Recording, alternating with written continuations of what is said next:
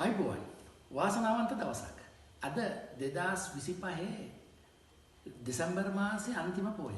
ඒ දවසේ මගෙන් වෙන්න ඕන යුතුයකමක් ඉෂ්ට කරන්න මම අද මේ වීඩියෝව ඔබලා වෙත ඉදිරිපත් කරනවා. මේ වීඩියෝව විශේෂයෙන්ම මම ඉදිරිපත් කරන්නේ අපේ රටේ විශාල කොටසක ඉන්න ජනතාවක් ස්වාභාවික විපතකට මුහුණ දීලා ඉන්න අවස්ථාවක ඔවුන්ට නැවත නගා සිටින්න උදව් කරන්න කැප වෙලා කටයුතු කරන අභිමානවත් ශ්‍රී ලාංකිකයින් උදෙසා. ඒ විතරක් නෙවෙයි. මේක නරඹන අන් අයට උදව් කරන්න කැමති සතුටින් ඉන්න කැමති ඔබ සියලුම දෙනාට මේ වීඩියෝව ප්‍රයෝජනවත් වෙන බව මම අවධාරණයෙන් කියා සිටිනවා. මෙහෙම ඔබලට කියන්න මම කවුද? මම සමන්ත විජේනායක.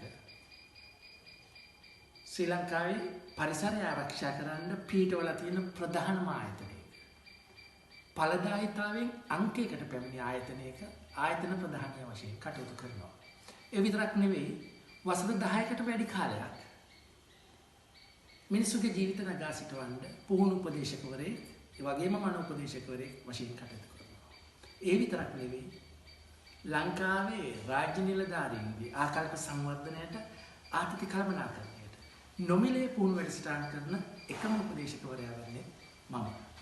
ඉතින් අද මේ වගේ දවසක ඔබලට මම ඉගෙන ගත්ත දේවල් වීඩියෝවක් මගින් ලබා දෙන්න මම සූදානම් වෙලා ඉන්නවා. මොකද්ද අද මම කතා කරන මාතෘකාව PFA. දැන් ඔබලා බලනවා මොකද්ද මේ PFA? PFA කියන්නේ අපි බලමු මුලින්ම කෙනෙකුට කරදරයක් වුණා, විපතක් වුණා, ප්‍රශ්නයක් වුණා. අපි ඒ කියන්නේ අනතුරකදී දෙන ප්‍රථමයෙන් දෙන ආධාරයට කියන ප්‍රථම ආධාරය කියලා. PFA කියලා කියන්නේ ඒ ආධාරවල මුලින්ම දෙන දේ අද දෙන්නේ psychological first aid. මනෝවිද්‍යාත්මක ප්‍රථම ආධාරය.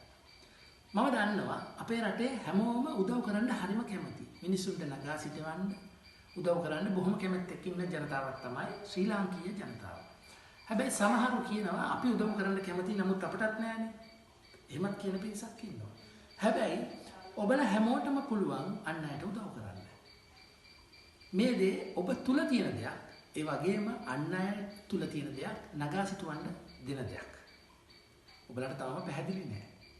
ඒ නිසා මම කියනවා මේ දේ තමයි ඔබ හැමෝම අපි හැමෝම භාවිතා කරන ප්‍රධානම දේ. අප තුල තියෙන ප්‍රධානම දේ තමයි වචන.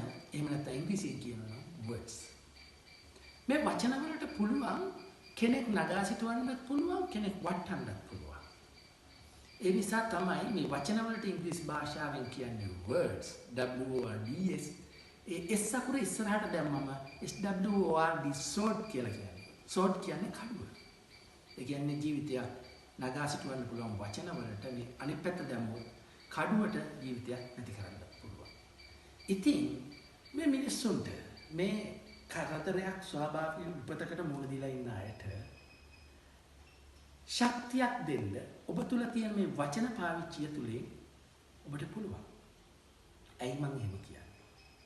ඔබ කතා කරන වචන නිසා වචන වලින් පුළුවන් ඒ කට්ටියට ධෛර්යයක් උපදවගෙන සමහරුන්ට ජීවිත කාලයක් මුළුල්ලේ හම්බ කරපු දේවල් නැති වෙලා. සමහරුන්ගේ ජීවිත හානි වෙලා. දේපල හානි සහ ජීවිත හානි දෙකම තියෙනවා. හැබැයි ඔබ ජීවත් වෙලා ඉන්නව නම් මේ සියල්ලම මැඩපවත්වාගෙන නැවත නැගී සිටින්න පුළුවන්. මේක මම නිකන් කියනවා නෙවෙයි. මීට වසර 21කට පෙර සුනාමි වුවදුරෙන් හොඳටම බැටකාපු කෙනෙක් මම.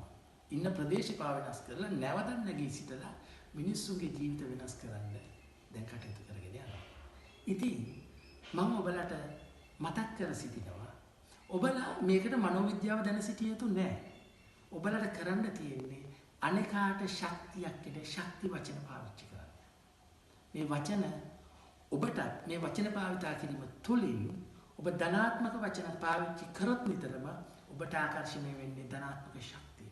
ඒ වගේම ඍණාත්මක වචන පාවිච්චි කරොත් ඔබගේ ඇමිග්ඩාලා ග්‍රන්ථිය ක්‍රියාත්මක වෙලා ඍණාත්මක හෝමෝන ඒ කියන්නේ මේ අහිතකර හෝමෝන සක්‍රිය වෙලා ඔබ ලෙඩෙක් කරන්න පුළුවන්. ඉතින් අන්නයට උදව් කරන්න යන ඔබ නිතරම ඔවුන්ට පුළුවන් කියන හැඟීම දෙන ශක්ති වචන පාවිච්චි කරන්න. විශේෂයෙන්ම සමහරු ආසයි මේ වගේ අර්බුදයකට ප්‍රශ්නයකට විපතකට මුහුණ දුන්නම ටිකක් කතා කරන්න. ඒ අයට හොඳින් සවන් දෙන්න. ඒකට ඔබට මුදල් වැය වෙන්නේ නැහැ. ඒ වගේම වචන පාවිච්චි කරන්න මුදල් වැය වෙන්නේ නැහැ. ඒ අයට පමණක් නෙවෙයි. ඔබ ඉන්න ගෙදර අයට හොඳ වචන කතා කරන්න. ශක්තිය ගෙන දෙන වචන කතා කරන්න. ඒ වගේම ඔබේ ආයතනයේ අනිත් අයට ශක්තියක් ගෙන දෙන වචන පාවිච්චි කරන්න. ඒ තුලින් ඔබ මේ විශ්වයට දෙන වචන පෙරලාවකට එනවා. ඒකට කියන්නේ law of giving and receiving. දෙන දෙයට සමාන දේ ඔබට ලැබෙනවා. ඔබේ ජීවිතයේ සතුටින් ඉන්න අවශ්‍ය නම් ඔබ අනිකාටත් හොඳ දේ දෙන්න. මේ වචන වලට පුළුවන් ඔබ නගා සිටවන්නත් පුළුවන්. ඔබ වටන්නත් පුළුවන්. ඒ නිසා මේ පොයේ දවසේ මම ඔබලට බොහොම ආදරයෙන් පුහුණු උපදේශකවරයෙක් විදියට මනෝපදේශකවරයෙක් විදියට මතක් කර සිටිනවා.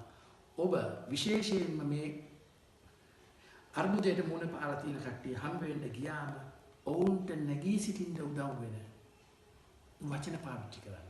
මොකද ඔබ දෙන ආහාර, ඔබ දෙන ඇඳුම් පැළඳුම්, ඔබ දෙන වෙනත් ද්‍රව්‍යමය දේවල් දවසකින් දෙකකින් මාසකින් දෙකකින් නැති වෙන්න පුළුවන්.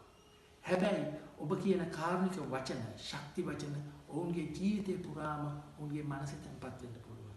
ඒ නිසා හොඳ ඔබට අනිකාට ශක්තියක් එන ශක්ති වචන පාවිච්චි කරන්නේ මම ඔබලාගෙන් ඉතාමත්ම ආදරයෙන් ඉල්ලා සිටිනවා. ඔබ සියලුම දෙනාට සුබ දවසක්, සුබ අනාගතයක්. ස්තුතියි.